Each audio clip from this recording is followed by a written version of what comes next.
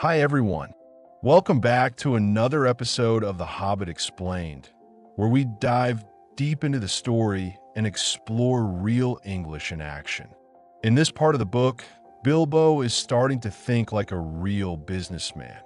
And that's when Thorin shares a powerful tale from the past. Are you ready to join the adventure? Let's begin.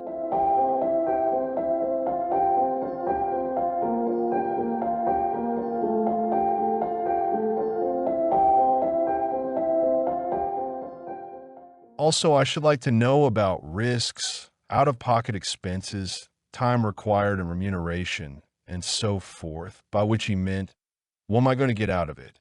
And am I going to come back alive? Oh, very well, said Thorin. Long ago, in my grandfather Thror's time, our family was driven out of the far north and came back with all their wealth and their tools to this mountain on the map. It had been discovered by my far ancestor, Thrain the Old, but now they mined and they tunneled, and they made huger halls and greater workshops. And in addition, I believe they found a good deal of gold and a great many jewels too.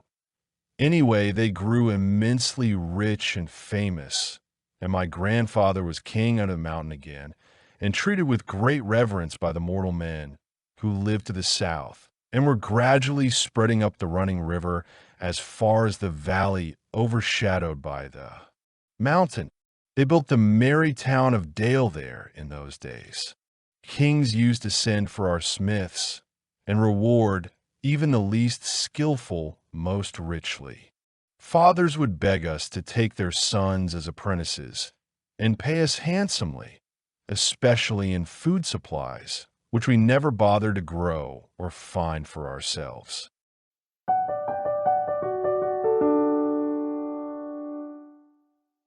All right, that was a pretty interesting conversation, wasn't it?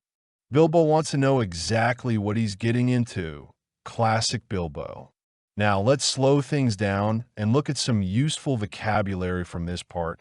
Don't forget to like this video if you're learning something new, subscribe for more Hobbit adventures, and tell me in the comments, which word or phrase did you find most interesting? Let's explore. Risks. This word is all about possible dangers or things that could go wrong.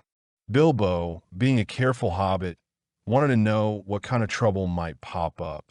Trolls? Dragons? Losing his hat? Totally fair question. Out of pocket. If you pay for something out of pocket, that means it's coming from your own stash of money. Bilbo didn't want to spend his precious coins on food, gear, or broken buttons. Smart move for a beginner adventurer. Expenses are the costs that sneak up on you during a trip, like paying for ponies or second breakfasts. Bilbo's thinking, will I need to pay for this journey? Or is it all on Thorin's tab?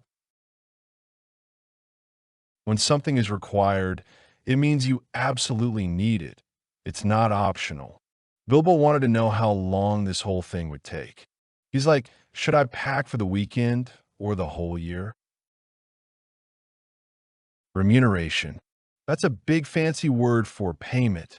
Bilbo basically asked, what am I getting paid for all this? He's not just in it for fun.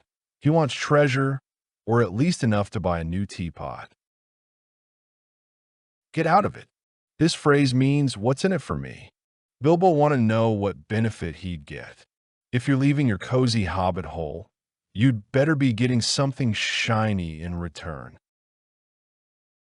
Alive. It's one thing to go on an adventure, but it's another to come back alive. Bilbo is no fool. He's making sure this isn't a one-way trip. Dragons don't exactly hand out return tickets. Long ago. This is a classic story-starting phrase, kind of like once upon a time. It sets the stage for something epic and old, perfect for legends about dwarves, treasure, and mountain kingdoms. Was driven. If someone was driven out, it means they were forced to leave, not a friendly goodbye. Thorin's family didn't move by choice. Trouble came knocking, and they had to run. Wealth is what you get when you mix gold, gems, and a lot of mining. Thorin's people weren't just comfortable. They had treasure rooms. You know, the kind you dive into like a swimming pool. An ancestor is a family member from a long time ago. Think of a great-great-grandpa with a beard so long it touches the floor. For dwarves, ancestors are heroes, like the founders of dynasties. To mine is to dig deep underground looking for treasure. Dwarves are basically pros at this. If there's gold under a mountain, they'll find it and probably throw a feast about it. Tunnel means digging long underground paths. Dwarves don't just build tunnels, they build cities inside mountains. Bilbo must have imagined walking through endless camellit hallways. Huger. This isn't a textbook word, but it means even bigger. Thorin's halls weren't just big, they were huger and huger. If it echoed when you dropped a spoon, you know it was a serious dwarf howl. Immensely. This is a strong word meaning extremely or a whole lot. They weren't just rich, they were immensely rich. Like, we don't count coins, we measure them in barrels rich. Reverence means deep respect, almost like worship. Thorin's grandfather was treated like royalty. People bowed, brought gifts, and probably whispered when they said his name.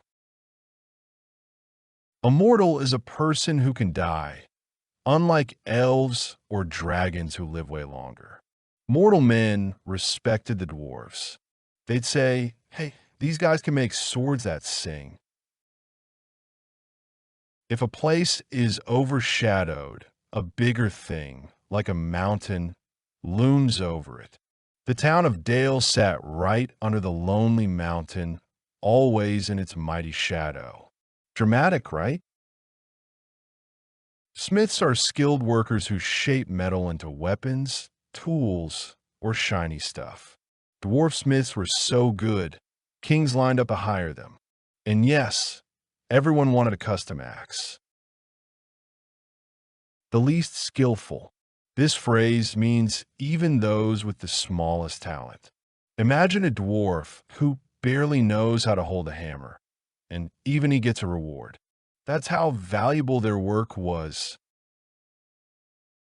To beg means to ask desperately, with hope and maybe a little panic. Fathers begged the dwarves, "Please take my son as an apprentice." That's how famous the dwarf workshops were. An apprentice is someone learning a skill from a master. It's like being a trainee, but cooler, especially when your teacher is making golden goblets or dragon-proof armor. To be paid handsomely means you get a lot.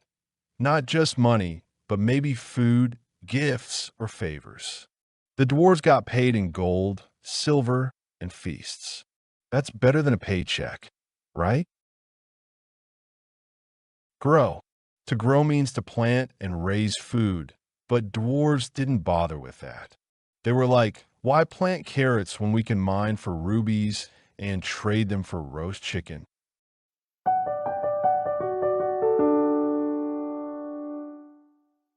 And there we have it.